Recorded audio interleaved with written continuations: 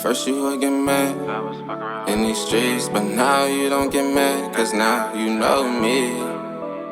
And stack up my cheese, girl, ain't no need to worry, cause now you got me. At first you would get mad, cause I was fuck around in these streets, but now you don't get mad, cause now you know me. I'm trying to get this bag and stack up my cheese, girl, ain't no need to worry, cause now you got me. You know how I do, you know I got you, girl, ain't no need to worry, you know you my boo. You know how I do, you know I got you, girl, ain't no need. Yo, what's good, y'all? Y'all know who it is, your boy Grizz. We back with another podcast interview. We're officially back. Make sure y'all join the Spotify and make sure y'all join the channel too. We're on the road to 100K. Trying to hit 15K by my birthday. We got a special guest here. Let her introduce herself and tell y'all what she does. Then we're gonna get into some questions that we got for her and go from there. So. Hi y'all, I'm Peachy Peach. You can follow me on Instagram at thebaddest_booch. I am a Pittsburgh stripper entertainer all around. I've done several music videos, but this is my first podcast, so we will see how this goes. See how it go. Got some questions to ask there. Some stuff that, you know, some of y'all never always wanted to ask a stripper or something like that, you know, because I know I'm definitely got some stuff that I want to know, because I don't really be tapped into all of that stuff for real. Like, I don't. So we're going to see. So first question we got is, how long have you been stripping? About 1.5 years. I was a bottle girl at Club Energy. And so, you know how they say, like, bottle girls are mini strippers or baby strippers? Is that how it goes? Like, is that the routine? You said as a bottle girl? No, it's not the routine, like, but... Because y'all around it, like, y'all see it, right? Yes, and, like, when I was bottle girling, we used to have dancers coming every Thursday. And I would see the dancers and be like, they making a whole lot of money, too. I mean, bartending and bottle service was what's up, but I was watching them like, okay, so... I said, maybe I should try my luck. And then I was having different conversations with different people, and they were saying, you know, that would be something that would be good for you. So I'm like, you know what I got to lose? Let me just take a shot. And I do love it, but it has its pros and cons. Okay, good days and bad days. I was going to say, that goes to the next question. You know, there's that show P Valley and everything, so that's my shit. That shows what it's like. So is that what it's really like to be a stripper? That show? Oh, the accuracy do be kind of there. Like, I mean, like a whole lot of shit be going on. Like a whole lot. Yes, but I will say that like a lot of clubs I go to, they don't have house moms and stuff like that. Like, you know, it's more so. I'll say P Valley is just real dramatic. Like, they make everything dramatic. Yeah, they got to you. But their strippers is for real. Like, I've seen girls do that type of shit, and it's like, dang, like, I need to learn that type of shit. But it's hard. It is hard, because you gotta work out. You gotta lift your body up. You gotta be in shape. But P Valley is definitely a good betrayal of the stripper world, stripper life, real life. So next question is, I think, way left, but we gotta get to the good shit. These strippers be selling that shit? Y'all be selling it? Hey, a lot of dancers do be selling it, but see, the thing is, I don't have a problem with the strippers be selling it. My thing is, why are you selling it for the cheap? Like, are you trying to tax what is $100 and $200? Oh, you want $5? I mean, I feel me. No, not saying that you, but I'm just saying, like, me personally, if I was gonna ever sell cat, it would be top dollar. Like, you know, I don't think I'd be living in Pittsburgh. I don't think I'd be doing, anything that I'm doing now. That's no. But I'm just saying, if it was me, I would definitely be putting a little, extra zero in there. But bitches don't be caring. Like, they be selling it for $200, $100, and I be like, what the fuck? Like, what is going on? But I just feel like you gotta pay to play. Am I right or am I wrong? No, I mean, either way. Like, if you talking to somebody, you probably gonna end up spending that anyway, some way. But that transaction is just right up front, like here, that, like, damn. I mean, yeah, but damn. I mean, you gotta pay to play. Like, it is what it is. So I have no problem against my 304s, but I just hope y'all making it worth your while. That's all. But yeah, strippers definitely do. A lot of dancers definitely do sell it. A lot of dancers definitely do get into that. But you know what? It's just part of the game. Like, I mean, it just ain't worth it to me. I don't know. Yeah. Especially here. Okay. So next question. Do y'all all beef? Yeah, like, could y'all be beefing? Because we talking about P Valley, and there's a lot of beef in that show, too. And like I said, like P Valley is very accurate. It's a very accurate portrayal. Mm-hmm. So you do have your certain dancers that beef with each other. Like, you might be in a club and just see two bitches start fighting or acting funny towards each other. 9 times out of 10, they got beef. Mm-hmm. But me personally, I don't beef with any dancers. I get along with majority of the dancers in Pittsburgh, a lot of out-of-town dancers. But, oh yeah, there be beef out there. But sometimes you just never know until you actually see it. Okay. Might see it on Facebook here and there, but you know. Okay, so this next question is going to be crazy too. Has anyone ever ran out on you, like, after a dance that was supposed to pay you money? Like, a nigga just like, hey, yo, I gotta go to the bathroom real quick and never come back, slip out the front door type shit. Niggas could do that? I'm just asking, has that ever happened to you? No. I'm as a dancer, like, you gave somebody a dance and then they be like, oh, wait. I'm just asking. I'm just asking. I've never had nobody do that like to me. Run out on you, like say, yeah, like somebody running like, oh, I'm pretty sure that's happened to some stripper before. Oh my God, and that bitch let that shit happen. She wrong as fuck. I've never had nobody run out on me, cause it's either, cause I give somebody, cause like, I try to be the dancer that, gets to know my customer, talk to them a little bit, and I give you about a good song, and if you ain't throwing no money by the end of that song, it was nice talking to you, and I'm out, because this is, I gotta make money. I'm not, you know what I mean?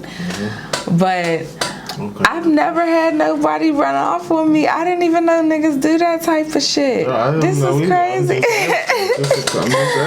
I have had somebody push me out the way before. Like, one time it was at... but that dancer pushed you out the way? No, it was a customer. And it was, they were having open mic night at Shorty Sugar Shack.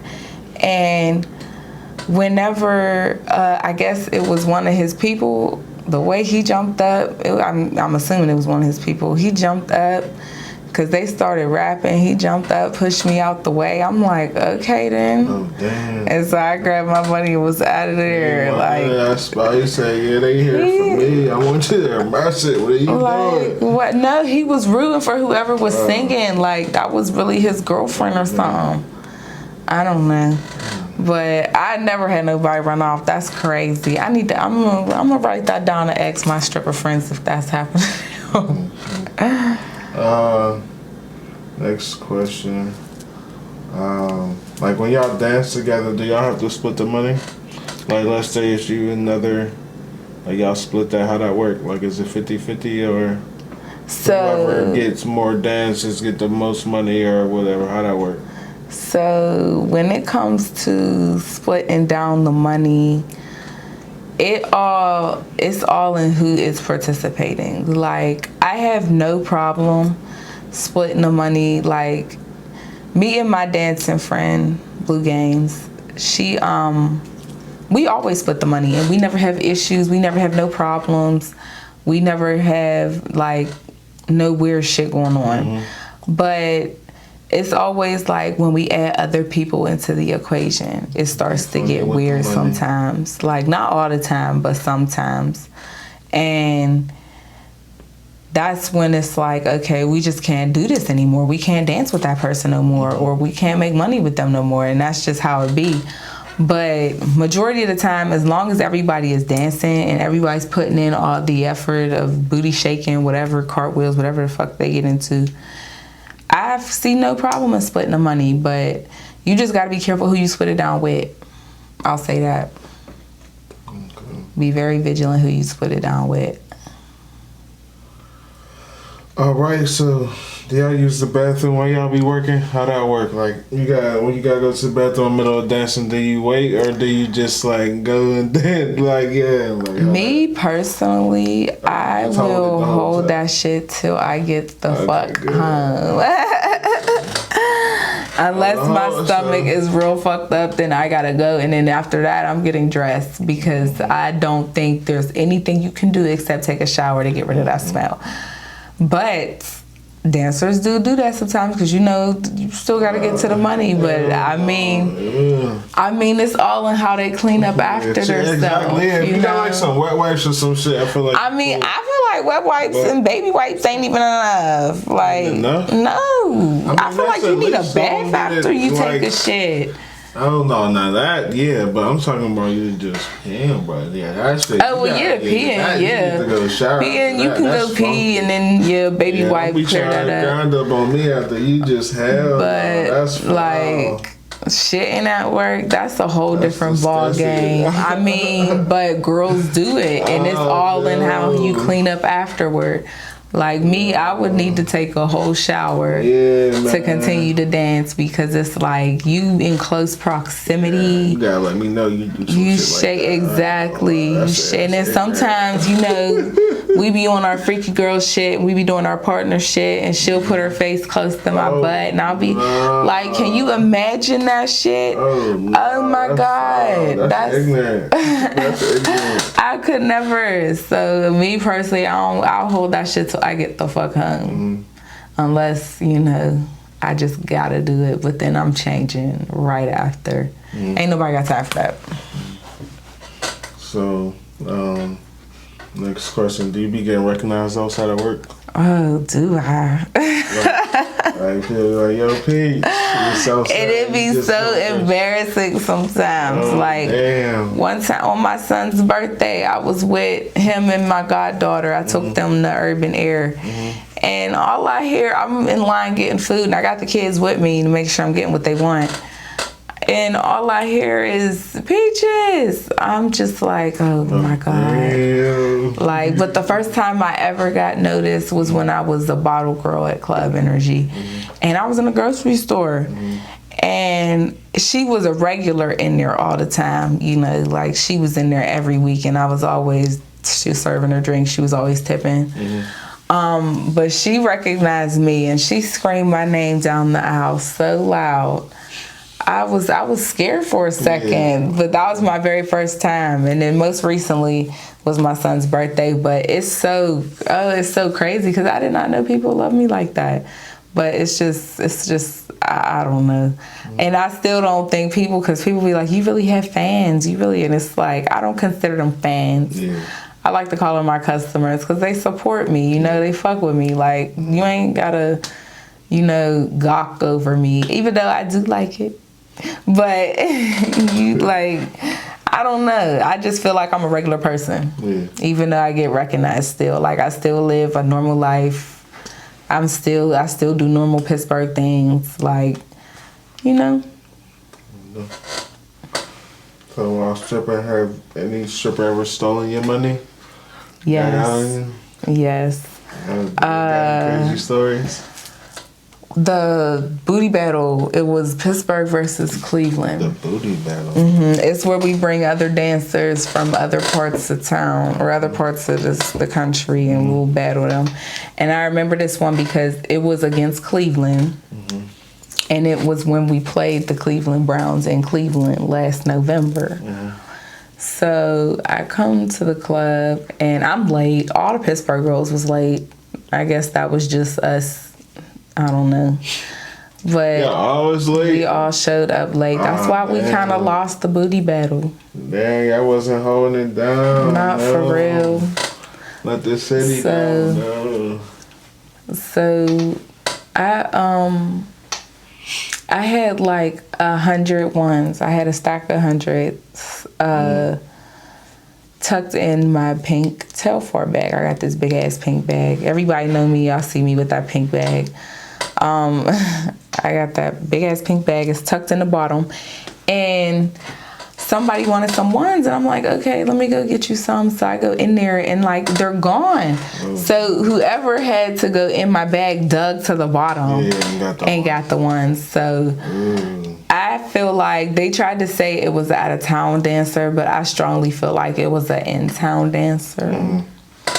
And then I do got my suspicions, but I'm not gonna say no names. I don't know. You gotta be messy. So,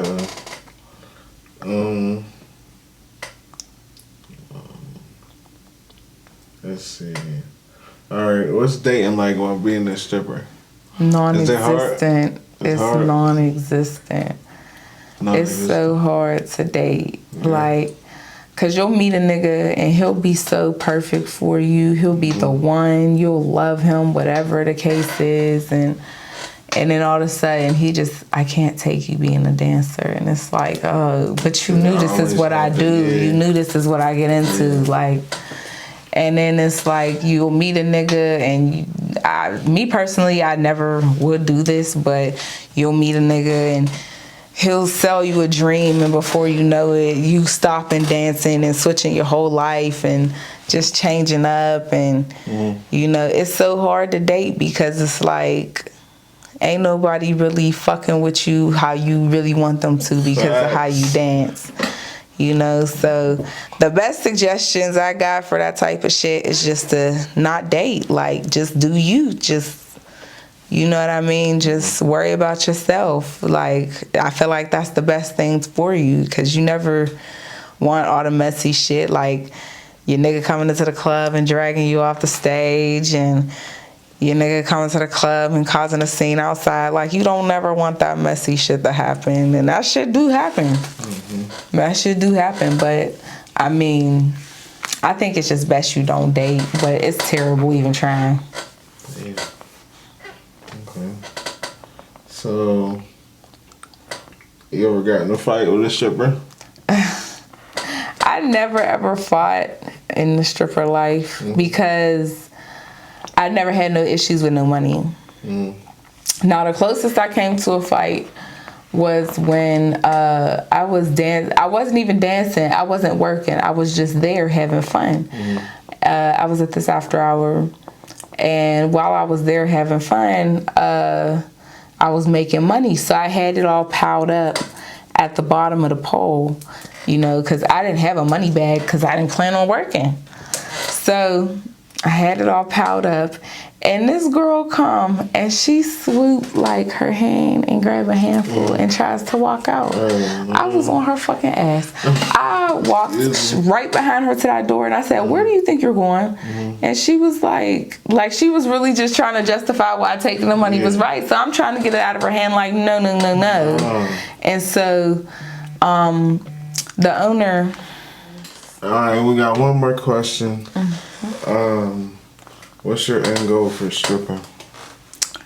My end goal is to be rich as fuck and never have to do it again. It's like, no. I mean, that is my end goal. But my main end goal is to own everything. I want to own my house. I want to own my car. I want to own a business. Like, I just want to own everything and never have to worry about dancing and have lucrative income, you know. I know I definitely talked to you about the laundromat. That's definitely in my end game. And then me and my friend were talking about a club because I feel like Pittsburgh needs something like that, you know? Like a club ran by women. Yeah. So, you know, I want to be comfortable, so I ain't got to do it no more. I mean, don't get me wrong. I love dancing. I love turning up, and it is fun. You experience a lot. You get to meet a lot of people, but I'm old. I will be 30 in 2 years. Mm-hmm. I can't do this forever. Yeah. So, you know, and then I do have a son, and I feel like he deserves to have something, you know, to pass down to his kids and their kids. And I don't know, just trying to stop generational curses is my end game. Okay. Well, that's it for the Peach's podcast interview. Make sure y'all follow her. You know what I'm saying? Book her, all of that stuff at The baddest _Booch. Make sure y'all go follow her. But that's it for the video. We're on the road to 1K. Make sure y'all check out the audio on Spotify. It'll be out in a few days. Appreciate all the support. Stay tuned. We got some more interviews coming up soon.